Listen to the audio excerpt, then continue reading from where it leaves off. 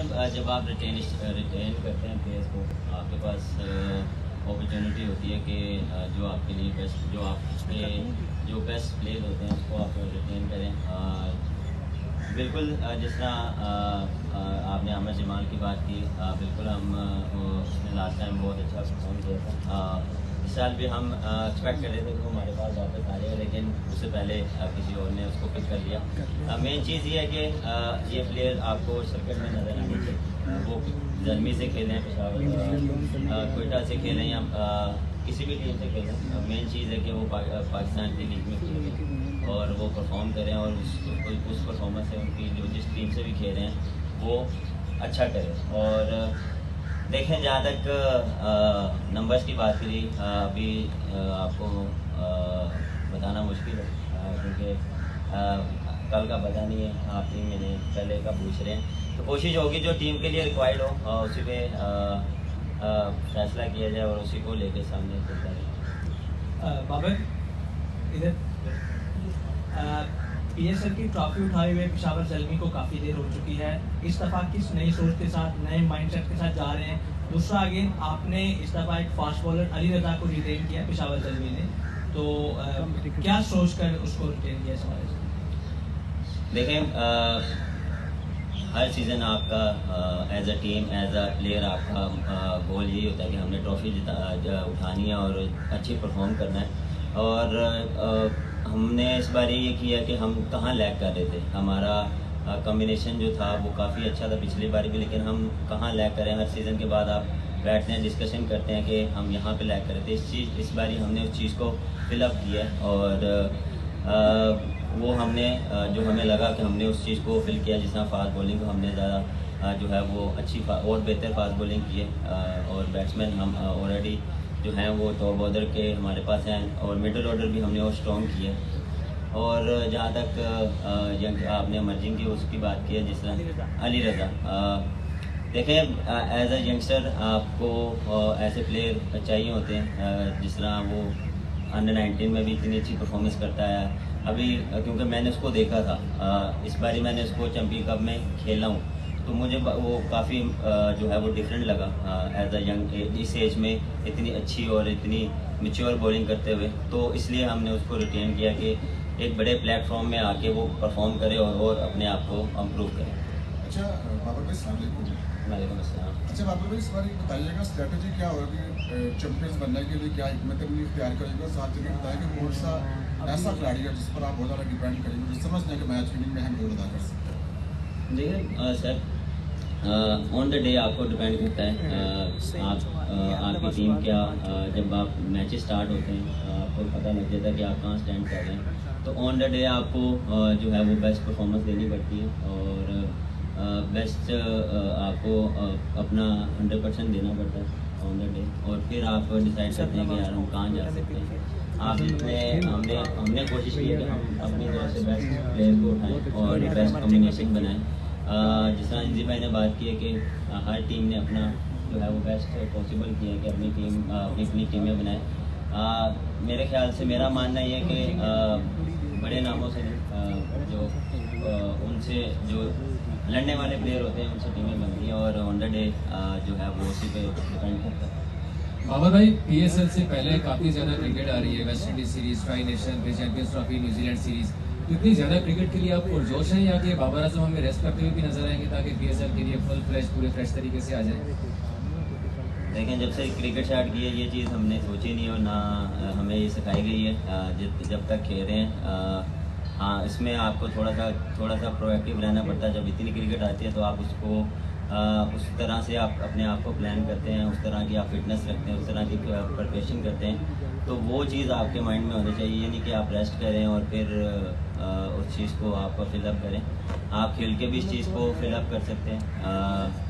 और मेरा माइंडसेट हमेशा ये होता है कि जो भी क्रिकेट आप खेल रहे हैं उसमें 100% दें और उसके लिए फिट हों। और बाकी अल्लाह का शुक्र है कोई इंजरी तो नहीं है, अगर आप करते हैं तो वो ज़्यादा बात है।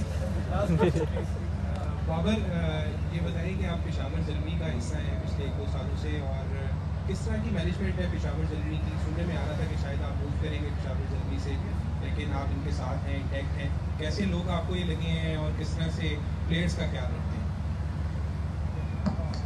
देखें, ये मूव वाली बात तो हमने नहीं, आप लोगों ने कहीं ना कहीं से निकलती है, क्योंकि आप सब कुछ ना कुछ चाहिए होता है लाइटर मूड में। नहीं, ऐसा कोई मेरा माइंड नहीं था। मैं जल्मी से ही खेल रहा हूँ और इस साल भी जल्मी से ही खेल रहा हूँ। दोबारा मैं स्टेटमेंट दे रहा हूँ, जल्मी से खेल रहा हूँ, क्योंकि कुछ ना कुछ निकल आता है, कुछ ना कुछ हर बंदे के पास कुछ ना कुछ अपना मसाला होता है, तो वो हर बंदे ने अपना अपना करना होता है, तो वो ऐसा कुछ नहीं है। दूसरा देखें, मैनेजमेंट की जहाँ बात रही, काफ़ी अच्छी मैनेजमेंट है, वेल ऑर्गेनाइज्ड है। हर चीज़ का हर बंदा हर चीज़ में अपना अपना 100% दे रहा है।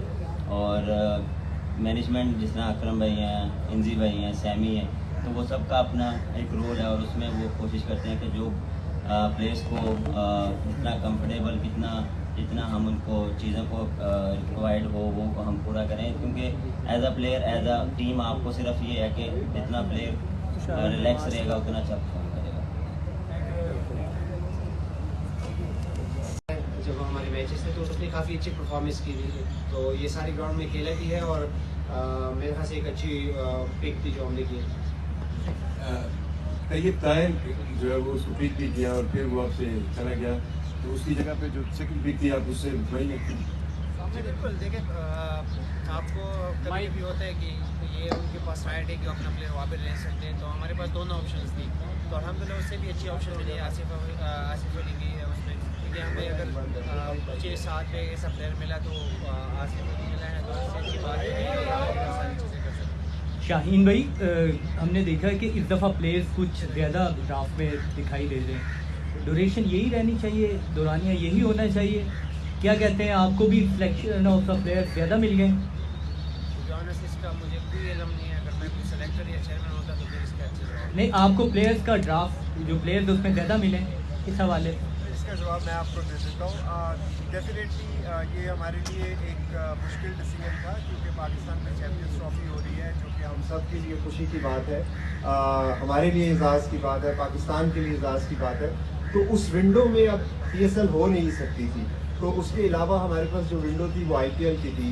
अब उसकी अगर आप पॉजिटिव साइड देखें तो ये जो आप बता रहे हैं कि एक तो अच्छे नाम अवेलेबल हैं, क्योंकि दुनिया में IPL के अलावा उसको कोई क्रिकेट नहीं हो रही, तो अभी ये एक्सपीरियंस है। और देखिए अगले साल भी वर्ल्ड कप है, तो अगर अच्छा एक्सपीरियंस किया हम सब फ्रेंचाइजीज ने और पाकिस्तान क्रिकेट बोर्ड ने समझा, तो हो सकता है इसी विंडो में हम करवाएंगे। अच्छा शाहीन भाई, इस दफ़ा हम आपको एज अ बॉलर देखेंगे या एज अ ऑलराउंडर देखेंगे? आप मुझे दोनों में देखें, क्योंकि मैं दोनों अच्छी कर रहा हूँ शायद PSL में। मेरी जॉब पहले है बॉलिंग करना और अपनी टीम को मैचेस जिताना। जब बैटिंग में भी ज़रूरत होती है तो why not as a captain as a leader आप जाए और फ्रंट से लीड करें।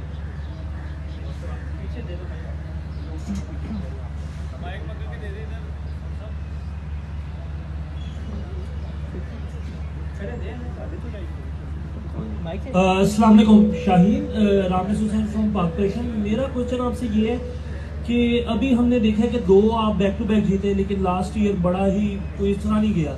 इस बार आप लोगों की प्लानिंग क्या है? और कोच भी आपकी चेंज हुई है, डैरेन गॉफ आए हैं इस बार, तो इस बार आप क्या देख रहे हैं, कैसे लेके चल रहे हैं? इधर शाहीन। कोई बात नहीं, सही है सीधा देखिए अल्हम्दुलिल्लाह 2 सीज़न जीते हैं, उसमें ज़्यादा आप देखें तो लोकल प्लेयर जो है PDP के काफ़ी अच्छी परफॉर्मेंसेस रही। आपके जब लोकल प्लेयर अच्छी परफॉर्मेंस करते हैं तो टीम जीतती है। अप एंड डाउन होते हैं, आप मैच हारते भी है जीतते भी है। मेरे ख्याल से जो पॉजिटिव चीज़ें हैं उसको अगर हम ज़्यादा याद करेंगे तो हमारी टीम के लिए अच्छा होगा। और गाफ के आने से, डेरन गाफ के आने से होपफुल हमारी जो एज आ बॉलर हम भी कुछ ज़्यादा चीज़ें सीखे और समीन में उसके बारे में काफ़ी अच्छा बता सकते हैं। सो आई फील कॉम्बिनेशन काफ़ी अच्छा है। मैं आपको डैरन का थोड़ा सा बता दूं, ऑब्वियसली इंग्लैंड के बहुत बड़े प्लेयर रहे हैं माजी में भी, और मेरा ख्याल में वेरी वेल नोन पर्सनैलिटी। और अभी उन्होंने ग्लोबल सुपर लीग में हमारे साथ काम किया था, और उनके साथ जब काम किया तो और बेहतर तरीके से पता लगा कि उनकी जो कोचिंग की फ़िलासफ़ी है मैं समझता हूँ बहुत ज़बरदस्त है। कलंदर का जो इन्वायरमेंट है उसको सूट करती है, और वो बहुत एक्साइटेड है। शाहीन, हारिस, ज़मान जहादात के साथ काम करने के लिए। और वो एक ऐसे पर्सनालिटीज़ हैं जो पाकिस्तान से प्यार भी बहुत करते हैं और उनको पाकिस्तान पसंद भी बहुत है, अपने बहुत सारे इंटरव्यूज़ में कह चुके हैं। तो मुझे बहुत यकीन है कि इंशाल्लाह जब वो आएंगे तो आप लोग उनके साथ जब इंटरेक्ट करेंगे तो आपको बहुत अच्छा लगेगा। सुनील भाई, शाहीन आप दोनों से सवाल एक ही है कि आप लाहौर कलंदर जिस तरह पीडीपी में करता है और प्लेयर्स को उजागर करके आगे कौमी टीम तक लाता है। अभी हमने देखा है पिछले सीज़न में अहमद दानियाल जो है उन्होंने डोमेस्टिक में भी लाहौर कलंदर की प्रोडक्ट हैं, लाहौर कलंदर के बॉलर्स और बैट्समैन को प्रैक्टिस करवाते थे, टेप बॉल खेलते थे। अब उसके बाद जो है वो डोमेस्टिक में भी आ गए। कैसा लगता है जब आपकी अपनी प्रोडक्ट जो है वो दूसरी फ्रेंचाइजीज पिक करती हैं और कितनी खुशी होती है, कितना कुछ उनको बताते हैं? सर देखिए, ऑब्वियसली मैंने पहले भी बड़ी दफ़ा कहा है कि एक तो वो कप हैं जो वहाँ पे लगे हुए हैं और मेरा ख्याल में लाहौर कलंदर की ट्रॉफ़ी ये बैठी हुई है, हारिस रऊफ़ लाहौर कलंदर की ट्रॉफ़ी है, जमान खान, अब्दुल्ला शफीक जिनको वाइट बॉल में मेरा नहीं ख्याल उस वक्त खिलाया जाता था, लाहौर की तरफ से वो आए। फिर हारिस रऊफ़ तो सबको पता है, फिर आपने ताहिर की बात की, इसकी दानियाल की बात की, फिर आपने आगा सलमान जो है वो भी लाहौर कलंदर के ही रैंक से आए।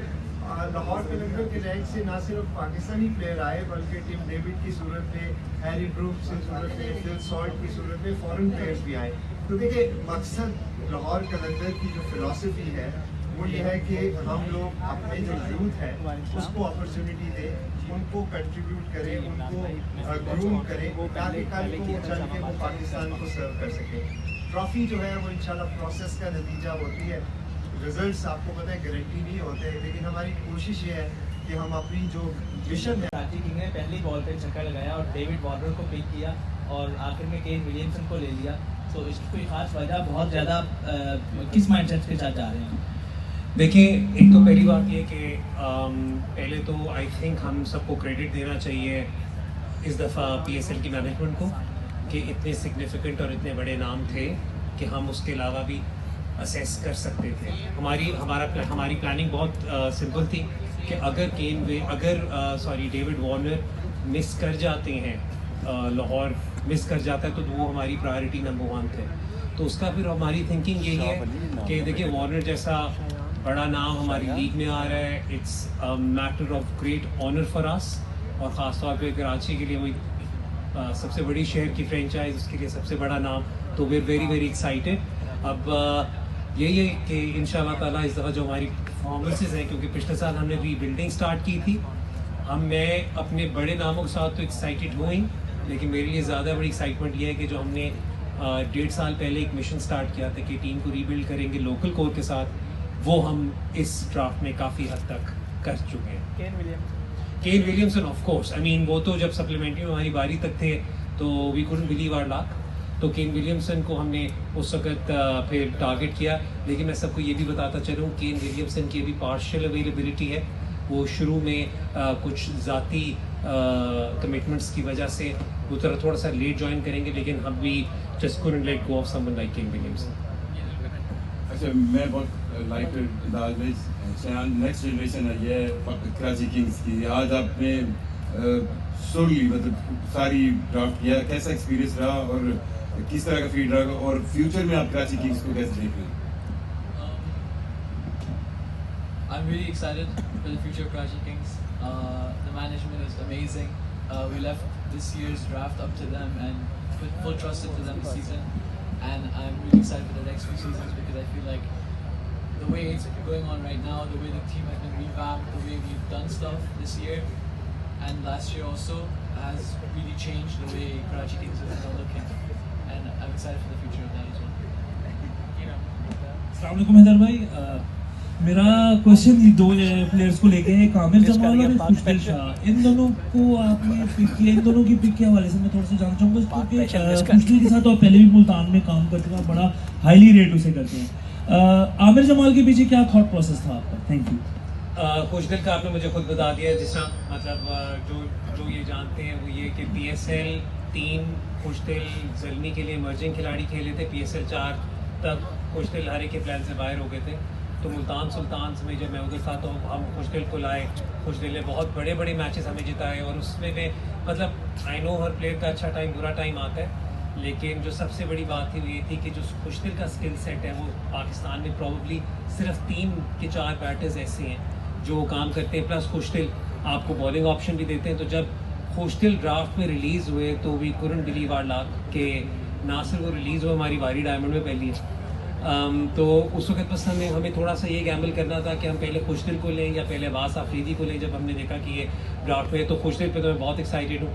आमिर जमाल का भी ये था कि देखें जब हमारी गोल्ड की बारी भी ज़रा पीछे थी, तो जब आपको पाकिस्तान का एक इतना इस्टेब्लिश्ड इंटरनेशनल क्रिकेटर मिले और आप ये भी देखें कि हम अपनी लोकल कोर पे फोकस था हमारा, तो उसमें फिर हमें Aamir Jamal diamond level player जो हमें गोल्ड में मिल रहा हो, तो we had to take that opportunity. ख़ास तौर पर जब आप देखें कि आमिर जमाल आपको बैट से भी बहुत कुछ ऑफर करते हैं, बॉलिंग से भी बहुत कुछ करते हैं, और सबसे बड़ी बात सेम इलाके के जाए नहीं। हाँ, तो ये एक बहुत ये इरफान के लिए ये वो इरफान की पिक है। डन हो गया। इरफान भाई, PSL में हमने देखा कि मोस्टली आप कराची से भी जो लोअर ऑर्डर में बारी लेने के लिए आते हैं, क्या हम देखेंगे थोड़ा कराची किंग्स की तरफ से जब हम डोमेस्टिक क्रिकेट PSL लाइव देख रहे हैं तो उसमें ऊपर थोड़ी बारी लेंगे? और साथ ये भी बता दीजिएगा क्योंकि अप्रैल में मई में PSL होनी है, तो तब फास्ट बॉलर और बैटर बहुत ज़्यादा इंपॉर्टेंट होते हैं, स्पिनर को इतनी ज़्यादा हेल्प नहीं मिलती, तो उसके हवाले से अपने कम्बिनेशन का भी बता दें, फास्ट बॉलर और बैटर पूरे। फर्स्ट ऑफ ऑल तो मैं ये तो श्योर नहीं बता सकता कि मैं किस नंबर पर बारी करूँगा, लेकिन कोशिश ये है कि जिस नंबर भी बारी मिलेगी तो मैं अपनी टीम के लिए सबसे अच्छा करूँ। और जिस तरह आप कह रहे हैं कि उस हिसाब से हमारी टीम का कम्बिनेशन बहुत आला है, हमारे पास सारी जितनी भी ऑप्शन हैं वो फुल है, तो जो वहाँ पे सूट करेगा हम इंशाल्लाह उनके साथ जाएंगे। अच्छा इरफान, हैदर भाई, हमने देखा है डेविड वार्नर आपने ले लिए, केन विलियमसन ले लिया, शान मसूद ले लिया, तीनों टॉप ऑर्डर के बैट्समैन हैं, तो कहीं आपने अपने लिए खुद के लिए मुश्किल क्रिएट तो नहीं कर ली कि किसको खिलाना है? साथ नीचे अगर हम आमिर जमाल और हसन अली को देखें, वो भी सेम लाइक प्लेस है, तो कहीं आपने अपनी मुश्किल तो नहीं क्रिएट कर ली कि किसको प्लेइंग इलेवन में लाना है और किसको ड्रॉप करेंगे? वो नहीं, अंग्रेजी में कहते हैं गुड हेडेड टू हैव, एक तो वो वाली बात होगी। लेकिन देखिए इस वक्त हमारी जो इस वक्त थिंकिंग है वो यही है कि पिछले सवा साल 1.5 साल से शान मसूद ने मिडल ऑर्डर में कतरे बेहतर बारियाँ ली हैं, चाहे वो आप उनकी काउंटी की सिचुएशन देख लें। पाकिस्तान के लिए भी जब वो खेले थे, ये बात अलग है कि अब उन्हें पाकिस्तान से भी T20 खेला बहुत अरसा हो गया, तो वो 4 पे ही खेले थे। फिर उसके बाद आप जो अभी रिसेंटली हैम्पशायर था उसमें भी 4 नंबर पे खेले थे।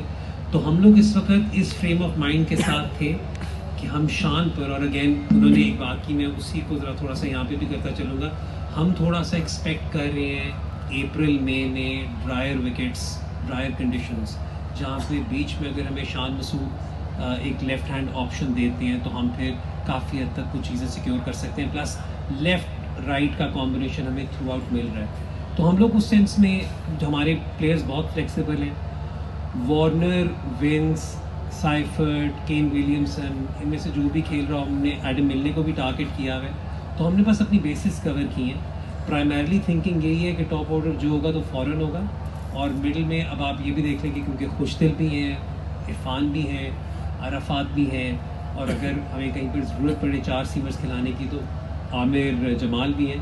तो आमिर जमाल और मैं हसन को थोड़ा सा, हमें कहीं पर ज़रूरत पड़े 4 सीमर्स खिलाने की तो आमिर जमाल भी हैं। तो आमिर जमाल और मैं हसन को थोड़ा सा डिफरेंट रखूँगा, क्योंकि आमिर जमाल शायद आपको बैटिंग में कदर ज़रा ज़्यादा देते हैं, जबकि हसन पिछले साल आई नो उनकी परफॉर्मेंसेज अंडर द रेडार चली जाती है, बट आप किसी भी मेजर से अगर देखें तो पिछले साल he was one of the top 6 performers of the PSL। तो वी आर वेल कवर्ड अल्हम्दुलिल्लाह सेंस। अच्छा इरफान, मेरा आपसे सवाल है कि आप अभी अपनी कैटेगरी से सेटिस्फाइड हैं जिस कैटेगरी में आप फॉल कर रहे हैं, और दूसरा कि कोई ऐसा प्लेयर जो कि आप समझते थे कि काश ये प्लेयर कराची में होता और आप लोग उन्हें पिक नहीं कर सके? फर्स्ट ऑफ ऑल तो मेरे ख्याल में इमर्जिंग के बाद जो कैटेगरी होती है सबसे बड़ी यही होती है गोल्ड, और इतना ही जंप होता है 2 स्टॉक की। और कुछ प्लेयर्स देखें, जितने भी हमने प्लेयर्स हमने चूज़ करने थे उनमें से मोस्टली हमने चूज़ किए, और 1-2 हैं जिनमें फ़हीम भाई थे और एक अदा था जिनमें हम कोशिश हमारी यही थी कि हम उनको पिक करें, लेकिन उनकी रिप्लेसमेंट में हमें अच्छी प्लेस मिली। मैं यहाँ पर एक वही वाली चीज़ जो इरफान ने की, मैं उसे एलैबोरेट कर दूँ। जो आपके PSL के कवानीन है उसमें ये होता है कि जब आपका इमर्जिंग खिलाड़ी जो होता है, जब वो इमर्जिंग से निकलता है तो वो अमूमन सिल्वर तक जाता है और वो मैक्सिमम गोल्ड तक जा सकता है, उससे ऊपर जा नहीं सकता। तो ये रूल की बंदिश की वजह से जो इमर्जिंग खिलाड़ी होते हैं गोल्ड से ऊपर नहीं जा सकते। हैदर भाई, मोहम्मद अब्बास अफरीदी के बारे में बताइएगा। वाइल्ड कार्ड पिक है आपकी, तो उसके आने से आपकी टीम का कम्बिनेशन कितना बेहतर होगा और इसके पीछे क्या थॉट प्रोसेस था?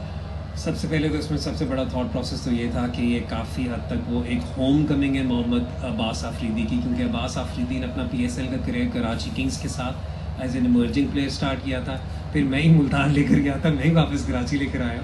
तो हमारे लिए बहुत ऑनर की बात है कि जो खिलाड़ी हमारे लिए पहले इमर्जिंग खेल चुका था और उस सीज़न में, जिस सीज़न में कराची जीता था गालिबन, वो अब इस लेवल पर है। Is one of the brightest stars और उसके स्टैट्स भी ऐसे हैं कि वो जस्टिफाई करता है कि उसे ऊंची कैटेगरी पे उठाया जाए।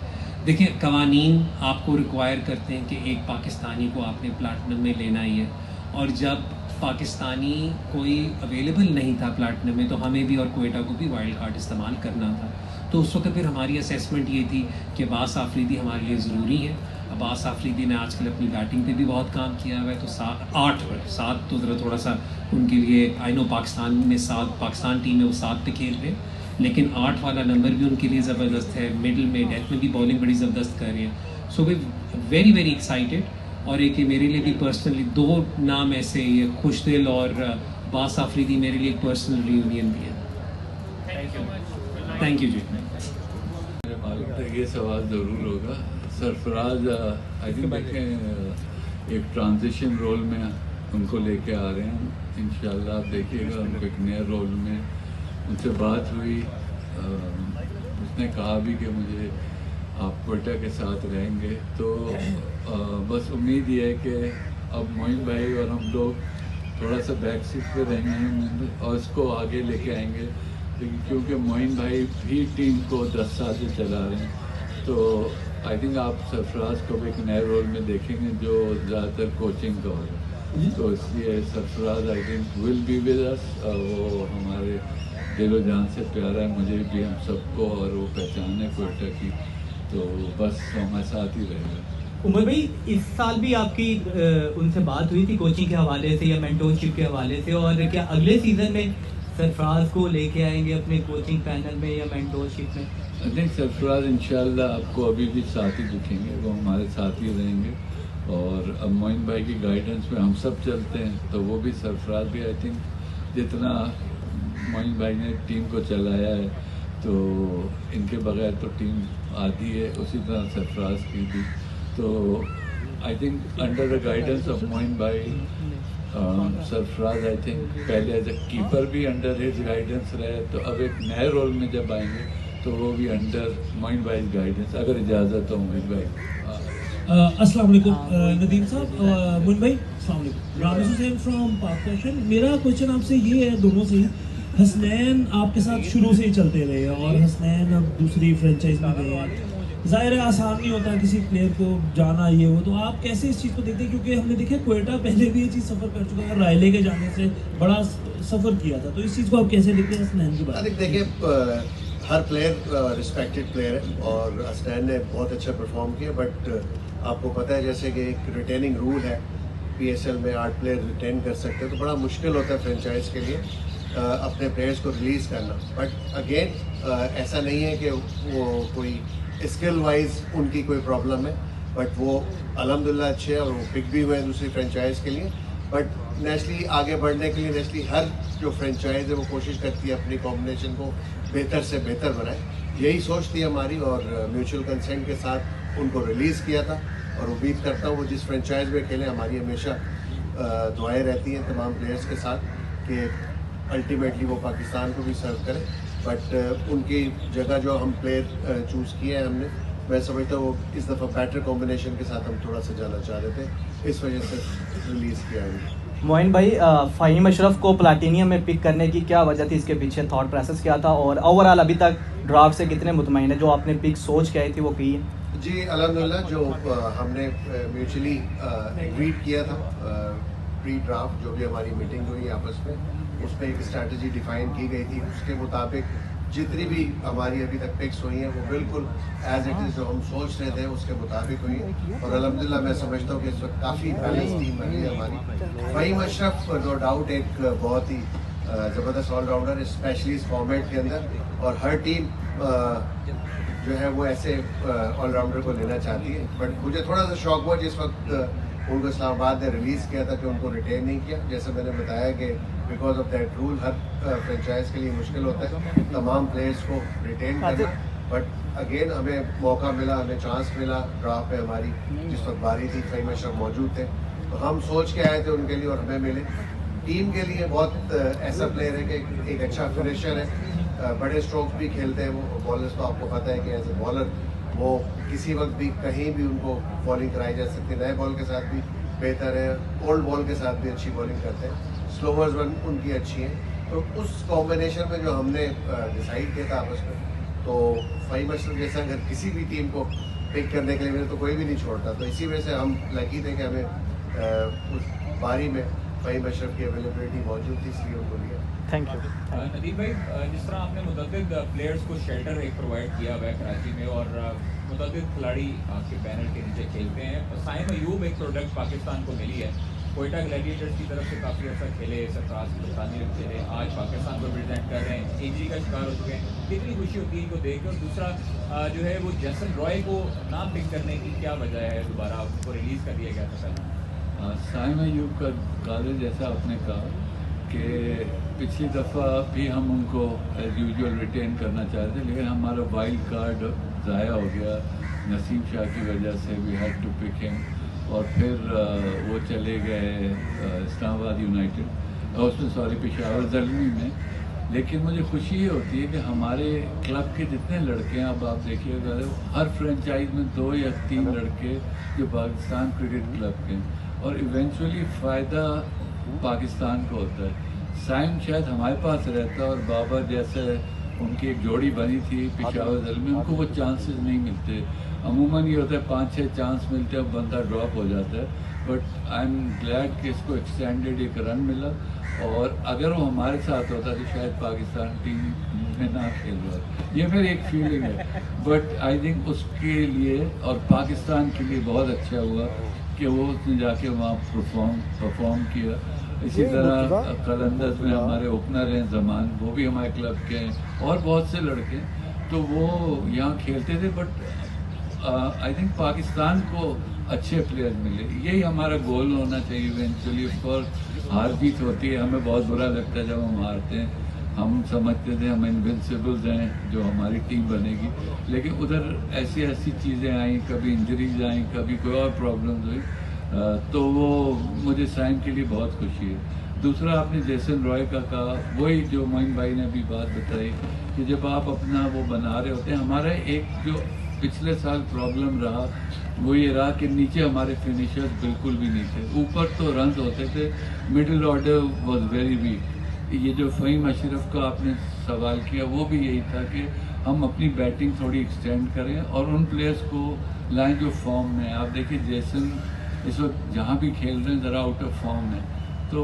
ये एक फॉर्म ऑफ द प्लेयर्स। अब फिन एरलन लिए पूरी दुनिया में बहुत अच्छा खेल, पूरी दुनिया में बहुत अच्छा खेल रहे हैं, चैपमैन बहुत अच्छा खेल रहा है, और नीचे फिनिशर्स भी हमारे पास, तो इसके पीछे आइडिया यही था।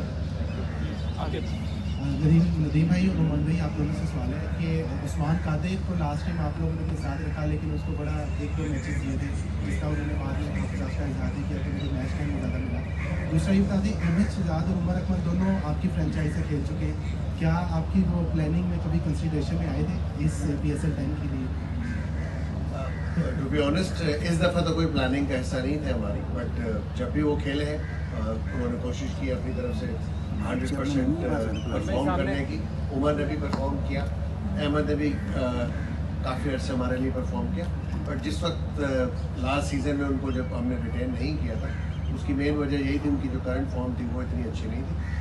But they are still good players and और फ्रेंचाइजीज यहाँ पे मौजूद हैं, मे भी उनमें से कोई उनको पिक करे। लेकिन ये है कि हम जिस स्ट्रैटेजी के थ्रू जा रहे थे तो वो हमारी जो स्क्वाड थी उसमें अनफॉर्चुनेटली फिट इन नहीं होते थे आज के टाइम पे। उस्मान कादिर ऑफकोर्स देखें, हर प्लेयर को, कोई भी प्लेयर ऐसा प्लेयर बहुत रेयर होता है कि पूरा सीज़न खेले, और वो नेशनली रिक्वायरमेंट होती है टीम की। पिचेस कुछ कंडीशन ऐसी होती है जहाँ पे आप ऑपोजिशन को देखते हुए आप टीम में प्लेयर्स को इन करते हैं, तो कभी भी ऐसा नहीं होता कि आप बगैर सोचे समझे किसी को खिला दें।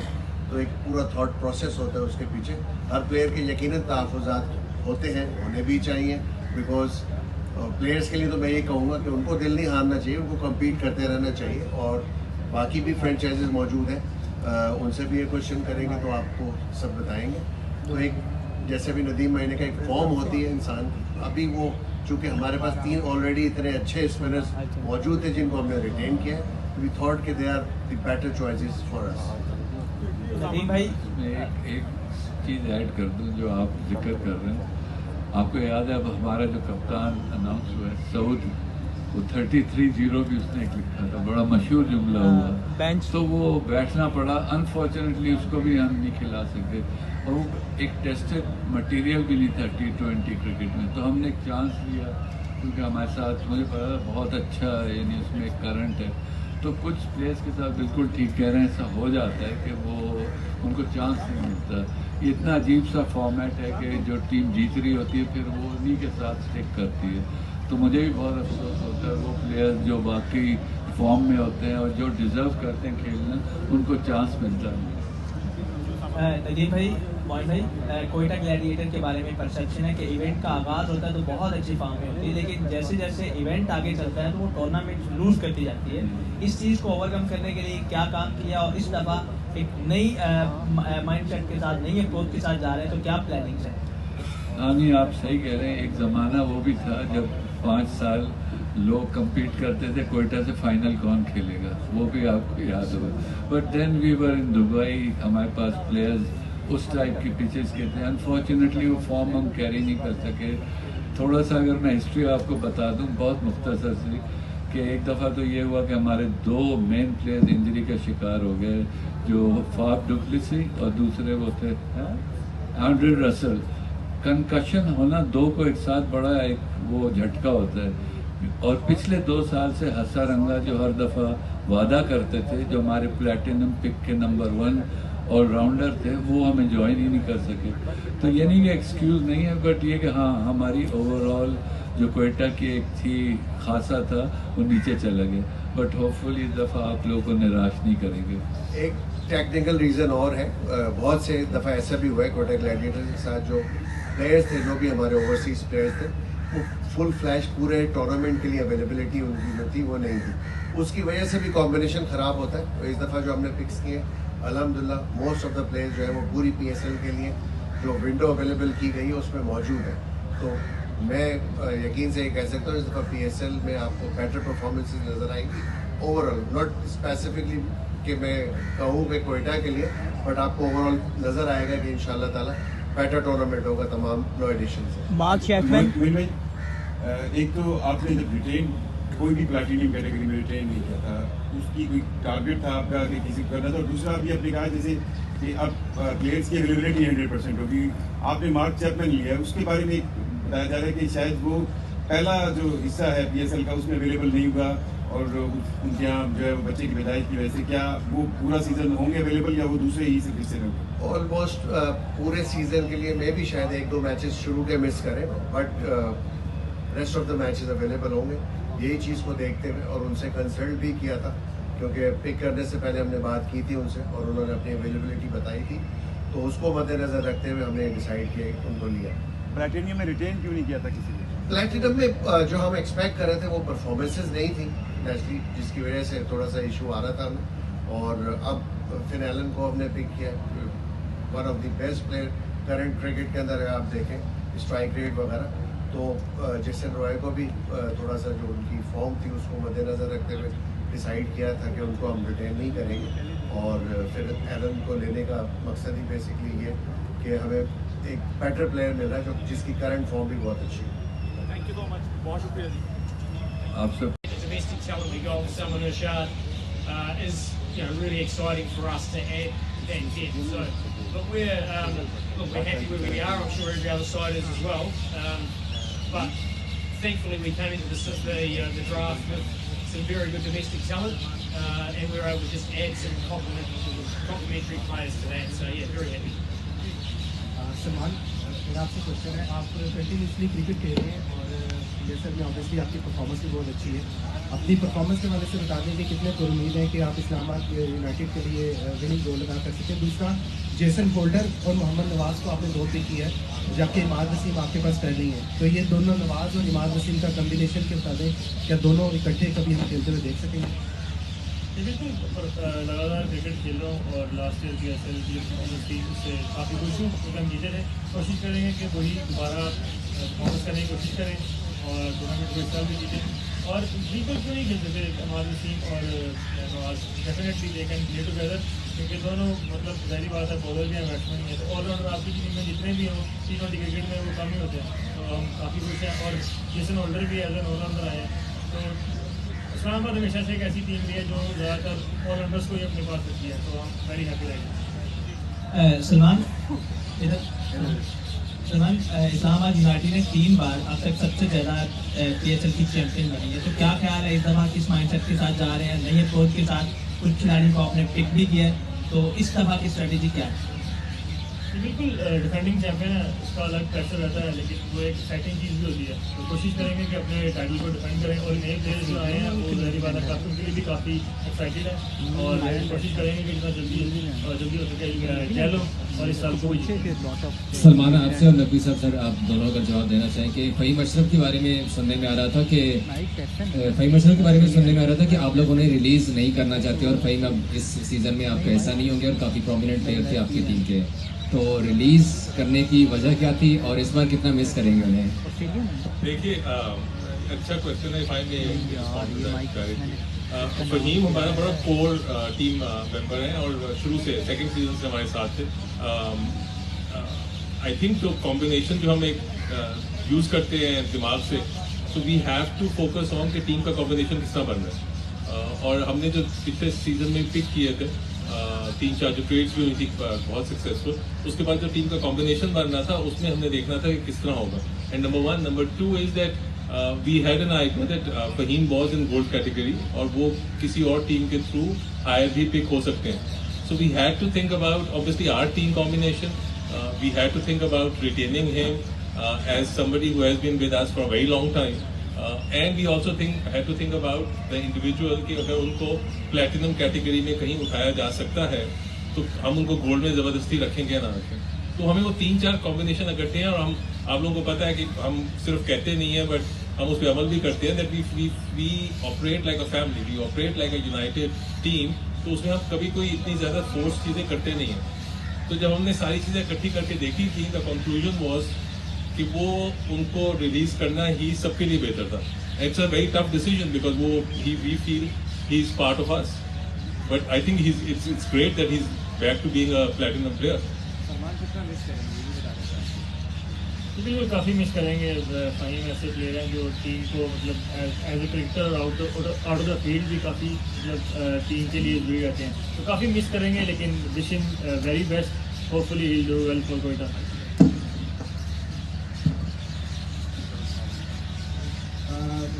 My question is for you. You coached in IPL a few years back, and now you are consistent second season with Islamabad United. What different you have seen as compared to IPL and now associated with Pakistan Super League? How big is this league is? Well, look, I think every year is different, and I think a lot has to do with the playing conditions over here.